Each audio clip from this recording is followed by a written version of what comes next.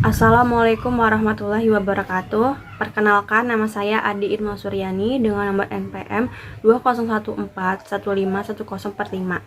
Di sini saya akan mempresentasikan hasil PowerPoint saya yang berjudul Implementasi Nilai-nilai Pancasila sebagai Upaya Pembangunan Karakter Bangsa. Studi kasus di Kampung Pancasila, Desa Tanjung Sari, Kecamatan Paburuan, Kabupaten Serang. Ditulis oleh Daman Huri, Wika Hardika, Febrian Alwan, Iqman Nur Rahman. Di sini saya akan membahas 4 bab, yaitu bab pertama pendahuluan, bab kedua metodologi atau pendekatan penelitian, bab ketiga hasil dan pembahasan, dan yang bab terakhir yaitu kesimpulan. Yang pertama yaitu pendahuluan. Masalah pada kasus ini yaitu banyaknya pengaruh negatif terhadap suatu negara, salah satunya adalah lunturnya nilai-nilai luhur yang melekat di suatu negara. Dan ini pun terjadi di Indonesia. Permasalahan tersebut dikhawatirkan masyarakat Indonesia akan lupa terhadap jati dirinya sendiri yang menjunjung tinggi nilai-nilai Pancasila sebagai bentuk warga negara yang baik, yang merupakan aplikasi karakter bangsa Indonesia itu sendiri.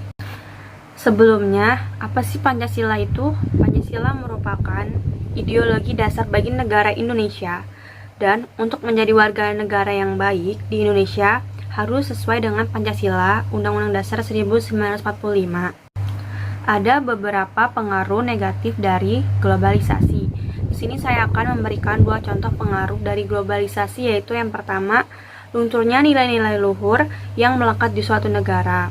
Yang kedua, pengaruh dari budaya luar yang tidak sesuai dengan nilai-nilai Pancasila.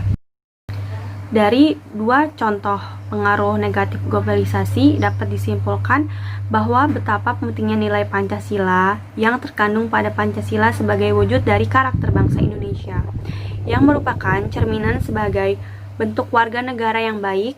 Ini pun akan ditetapkan melalui Kampung Pancasila sebagai contoh untuk menjadikan upaya pembangunan karakter bangsa Indonesia di masyarakat. Bab yang kedua yaitu metode atau pendekatan penelitian.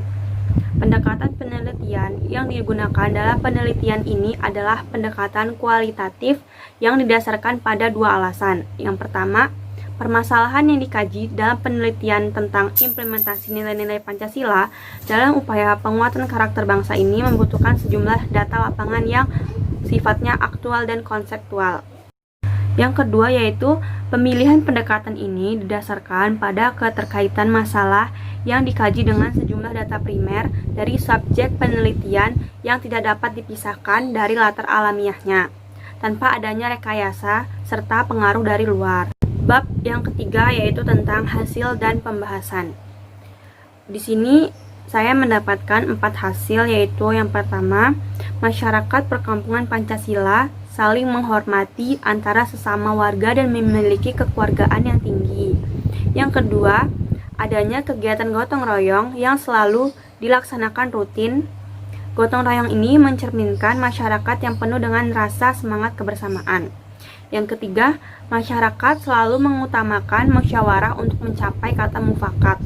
Dan ini pun dijunjung tinggi oleh masyarakat Kampung Pancasila.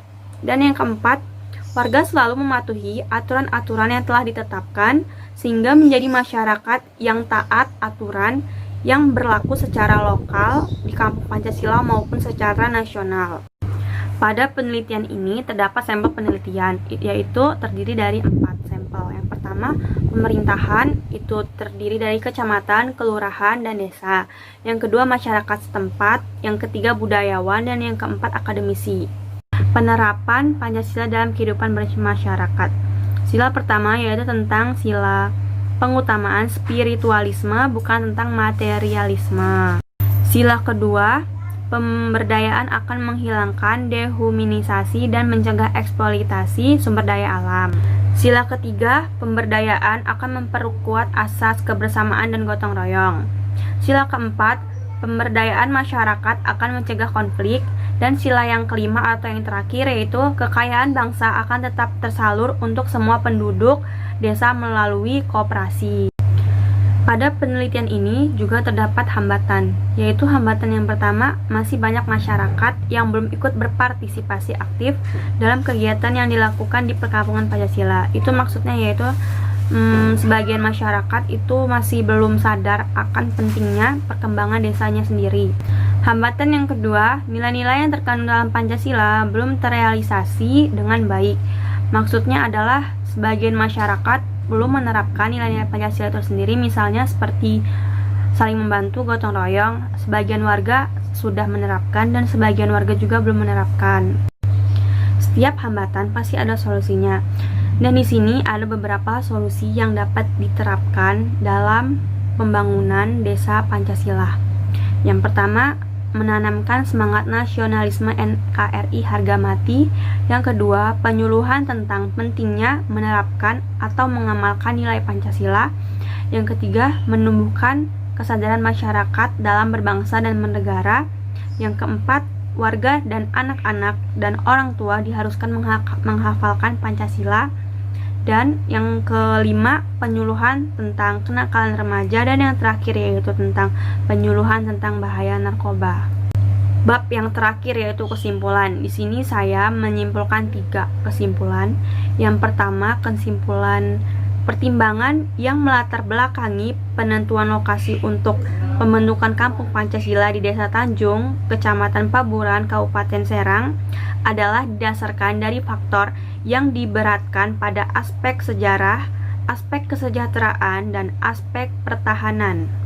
Kesimpulan yang selanjutnya, nilai-nilai Pancasila di perkampungan Pancasila berjalan cukup baik. Hal ini dikarenakan perkampungan Pancasila sudah dapat menerapkan nilai-nilai Pancasila ke dalam kehidupan sehari-hari. Hal ini diharapkan penanaman nilai-nilai Pancasila dapat menumbuhkan nilai karakter pada masyarakat. Tetapi juga sebagian warga ada yang belum bisa menerapkan nilai-nilai Pancasila itu dalam kehidupan sehari-hari. Tapi presentase yang didapatkan dari penelitian ini yaitu banyak yang sudah menerapkan nilai-nilai Pancasila dan sedikit yang belum menerapkan nilai-nilai Pancasila.